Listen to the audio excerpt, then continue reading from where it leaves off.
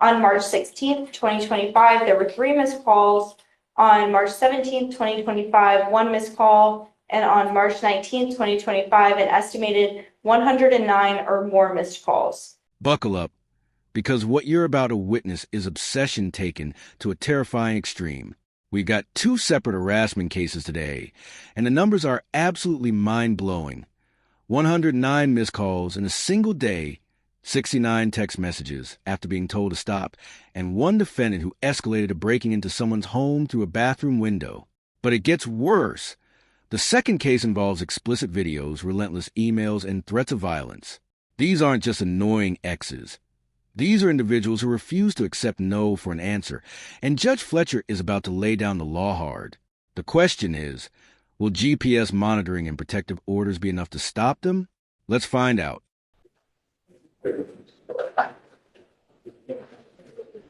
Joshua Rosas. Yes, sir. Mr. Rosas, you're charged with harassment. You're facing up to 6 months in jail and/or a $2,000 fine. We're going to do probable cause. You have the right to remain silent. Anything you say can and will be used against you. You have the right to have an attorney present. If you cannot afford one will be appointed to you, sir. On March 20th, officers were dispatched to a burglary of a residence in progress located at 12719 Greenshire, Houston, Harris County, Texas. The complainant stated that on Friday she ended her dating relationship with the defendant. The defendant continued to call and text her throughout the day. The complainant stated that the defendant showed up unannounced at the listed location and attempted to enter the residence through the bathroom window. The complainant explained that the defendant opened the bathroom window and threw a stick inside the home. Officers observed multiple calls and text messages on the complainant's phone. On March 16th, 2025, there were 3 missed calls. On March 17th, 2025, 1 missed call. And on March 19th, 2025, an estimated 109 or more missed calls. The officers noted text messages from the complainant on March 16, 2025 with statements saying, "Leave me alone and please don't bother me anymore." The officers observed approximately 69 text messages from the defendant to the complainant on March 19, 2025. The complainant stated she is in fear for her safety. Let's pause right here and break down the severity of what just happened in case number 1. Mr. Roses didn't just send a few texts. He attempted to break into his ex-girlfriend's home through a bathroom window. Read that again. He physically tried to enter her residence without permission after she explicitly told him to leave her alone. Now, let's talk numbers. 109 missed calls in 1 day. That's not a mistake. That's obsessive, relentless harassment. To put this in perspective, if you're awake for 16 hours, that's nearly 7 calls per hour. Add 69 text messages on top of that, and you've got a clear pattern of someone who refuses to respect boundaries. The victim sent messages saying, "Leave me alone," and "Please don't bother me anymore." But he didn't stop. This is textbook stalking behavior, and it's exactly why protective orders exist. The victim stated she's in fear for her safety, and honestly, who wouldn't be? Judge Fleischer is about to make it crystal clear that this behavior will not be tolerated. Mr. Rosas, I'm going to find that there's sufficient probable cause to go forward with the case, and I'm ordering you now as a condition of your bond not to attempt any contact with this person and not to be in possession of weapons. I don't want you to go within 1,000 feet of where this person lives or where the person works.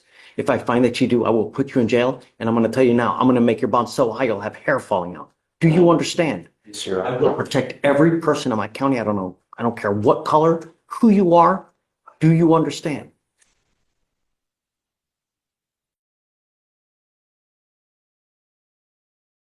Do you have the red pen in this case? When is the last time you talked to her? Is it continuing? So, Judge, we haven't spoken to her yet. I did voice a phone call. I haven't heard back from her. That being said, our victim assistance coordinator is in contact with her. I'd like to know if it's still continuing, because if it is, I'm going to put a monitor on his ankle. If it is stopped, then I'm not going to. So perhaps maybe later on, you guys, if you don't mind reaching out just to make sure that it's stopped, and we'll go from there. Do you have the ability to hire a lawyer, Mr. Rosas? Sorry? Say that again? Do you have the ability to hire a lawyer? Can I get an appointed one? You have to qualify. We don't give them like it's candy on Halloween. You have to actually qualify. So what I can do is I can have Deputy Miranda give you an application. I need to know everything about you. How much money you make a month, how much money you have in the bank, what kind of car you drive. Fill it out, put everything on there, and then I'll take a look to see if you do, then I'll give you a lawyer. I'll have you go with Deputy Miranda now. I'll have you sign a receipt. Victoria will have you take a seat. Do not leave until you sign our bond conditions. Please. Go ahead and sign for your receipt.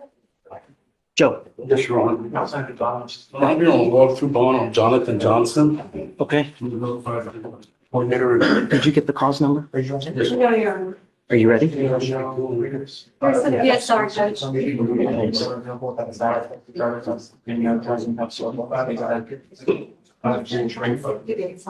It's Jonathan Johnson. Okay. Oh, I think I remember this. Are you here for that, Sebastian? Johnson? I believe it's a sign. Is this the one that we had spoken about? Yeah. Come up, Mr. Johnson. Hey, can you have Edge going? This guy was working and he put NA on everything. I don't believe that. Can you have him refill it out? Please. And if he wants time, we can send him on his way. No, I'll deal with you. It's one at a time. Mr. Johnson, you were charged, you were charged with harassment. You were facing up to 6 months in jail and or a $2,000 fine. We are going to do probable cause. You have the right to remain silent. Anything you say can or will be used against you. You have the right to have an attorney present. If you cannot afford one, one will be appointed to you. And judges, you know the details of this case are. Quiet. Just read it. Officer reviewed a police report from February 4th, 2025, after the officer spoke with the complainant. The complainant stated the defendant, her ex-boyfriend, called the complainant and stated that he was going to kill her and then showed up at her job. The defendant was approached by security and fled the scene prior to contacting the complainant.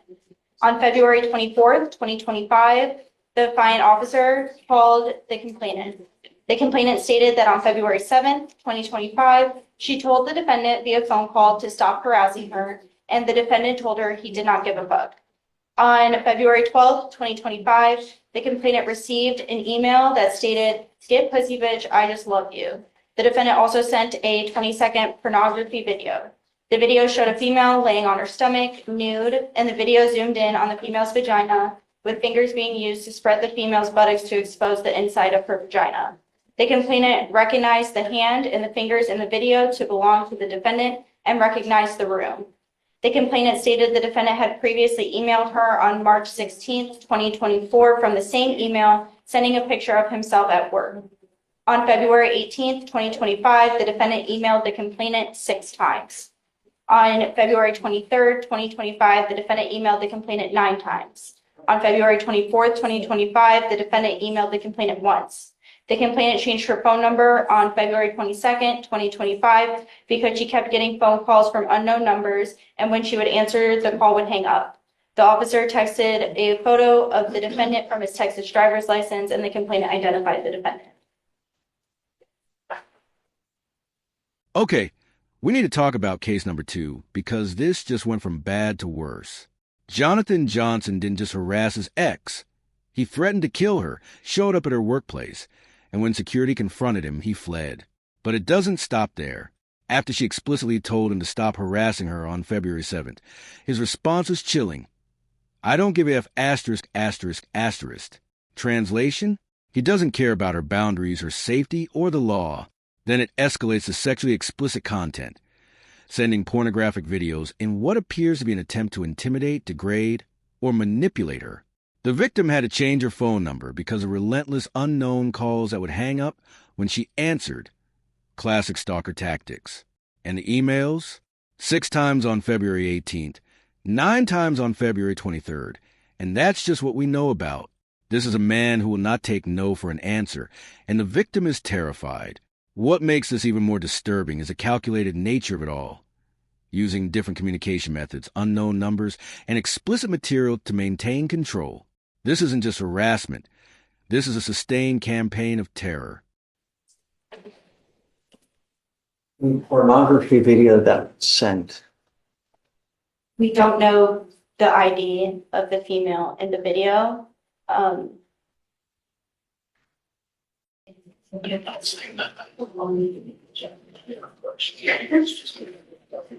So, Your Honor, I think it would probably take some more investigating to figure out the identity of that female. Obviously, we can't comment about it. I don't know if it's been recognized as her. But that is. She would say whether she recognized it was her.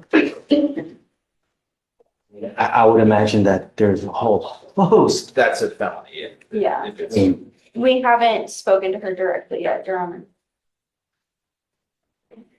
It's just because it's been in black badge.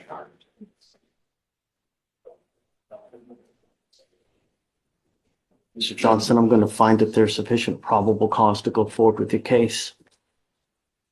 I'm ordering you as a condition of your bond not to consume alcohol, illegal drugs, unprescribed controlled medication. I'm going to order you not to have any contact with the complaining witness.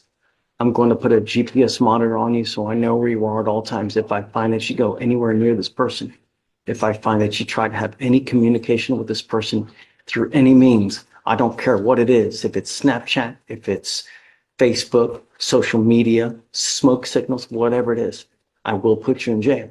I'm going to do everything in my power to protect my community at all costs. I don't care who you are. Do you understand? Yes, sir.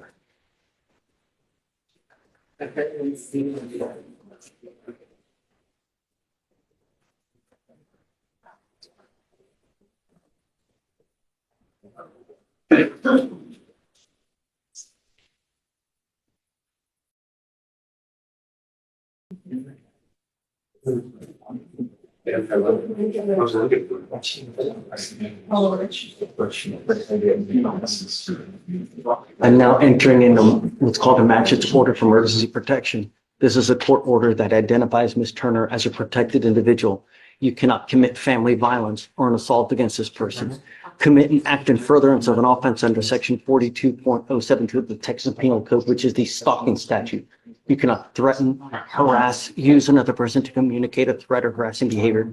You cannot be in possession of a weapon or go within 200 feet of where she lives or where she works. If you violate this court order, the state can and will probably file a violation of protective order. It's one of the worst cases that you can pick up. Do you understand? Yes, sir. This is where Judge Fleischer shows exactly why he's one of the most respected judges when it comes to protecting victims. Let's break down what just happened. First, he ordered a GPS monitor. This isn't just a slap on the wrist. This means Johnson will be tracked 24/7, and if he even thinks about going near the victim's home or workplace, the court will know immediately. Second, he issued what's called a magistrate order for emergency protection under section 42.072 of the Texas Penal Code, the stalking statute. This is a legally binding court order that prohibits any contact. No calls, no texts, no emails, no social media. And get this, Judge Fleischer even said smoke signals, meaning there's NO form communication that's acceptable. Third, the judge explicitly warned that violating this order could result in a violation protective order charge, which he called one of the worst cases you can pick up. Why? Because it shows complete disregard for the court's authority and the victim's safety. The 200-foot restriction means Johnson can't even be in the same parking lot as his victim. This is comprehensive protection, and Judge Fleischer made it clear one violation, and Johnson goes straight to jail. Do you think these measures are enough? Let us know in the comments.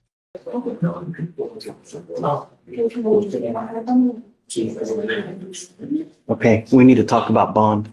Your Honor, the defendant works for Enterprise. He's an IT specialist. He's been working there for over 5 years, and he's got ties here. He's been living in Houston for over 5 years, and he has child support for 3 children that he takes care of on the weekends. They're with the baby mom on the weekdays, but he does work, and he is working, and so we would ask that, and he's no threat. He's not shown any threat previously, and he does have strong ties. So we were requesting a bond of $1,500. We have the bondsman here today who could cover that. I would be unopposed to a bond of $1,500 if he were to have a GPS monitor with an exclusion code. I'm going to order it. Yeah, so I'm unopposed to that as long as he has the exclusion code. Bond will be set at the 1,500 then. Just a minute. Wait, did the defense attorney just say Johnson has shown no threat previously? Let's fact-check that claim real quick. He threatened to kill his ex-girlfriend, showed up at her workplace, and fled when confronted by security, sent explicit videos without consent, made over 100 harassing calls and emails, and told her, "I don't give a F asterisk asterisk asterisk," when she asked him to stop. But sure, no threat. This is a classic defense strategy. Downplay the severity, emphasize positive factors like employment and family ties, and hope the judge focuses on rehabilitation over consequences. To be fair, the defense attorney is doing their job by advocating for their client. But the reality is this: having a stable job and children doesn't excuse terrorizing another human being. What's interesting here is that the prosecutor agreed to the $1,500 bond, but only with a GPS monitor and exclusion zone. That's the key. They're not opposing the bond amount because they know the real protection comes from electronic monitoring and protective order. Judge Fleischer accepted this arrangement, which means Johnson can get out of jail, but he'll be on an electronic leash. One wrong move, and he's done. You will get no more warnings, Mr. Johnson. You're in the free world now. Act accordingly. If I find that you do anything, it's not going to go well. Do you understand? So, Okay. All right. So you have a bonding company here now? Is he speaking? Okay. He'll have to meet with Shaw first for all the bond conditions. Then after that, we can release him to the bonding company. He's at the check. Yeah, for sure. Okay. All right. Thanks, Joe. Judge, the bond was set at what amount? 1,500. So let's wrap up what we just witnessed in these two shocking harassment cases. Case number 1. Mr. Rose has made 109 calls in one day, sent 69 text messages after being told to stop, and attempted to break into his ex-girlfriend's home through a bathroom window. Judge Fleischer laid down strict bond conditions, including no contact, no weapons, and a 1,000-foot exclusion zone. With the threat of sky-high bail, it violated. Case number 2. Jonathan Johnson took harassment to a criminal extreme with death threats, workplace stalking, explicit videos, and relentless communication across multiple platforms. Judge Fleischer responded with GPS monitoring, a magistrate order for emergency protection, and a stern warning that any violation would result in immediate jail time. What both cases reveal is a disturbing pattern. These men refused to accept rejection and escalated their behavior despite clear boundaries. The victims were forced to live in fear, changing phone numbers, fearing for their safety, and seeking legal protection. Judge Fletcher's message was unequivocal. The court will protect victims at all costs, regardless of who you are or what your circumstances might be. These cases highlight the serious reality of stalking and harassment. It's not just annoying behavior. It's criminal conduct that can escalate to violence. If you found these cases as disturbing as we did, hit that like button. Share your thoughts in the comment below, and don't forget to subscribe for more jaw-dropping courtroom breakdowns. Have you or someone you know dealt with harassment like this? How do you think the justice system should handle repeat offenders? We want to hear from you. Thanks for watching, and we'll see you in the next one.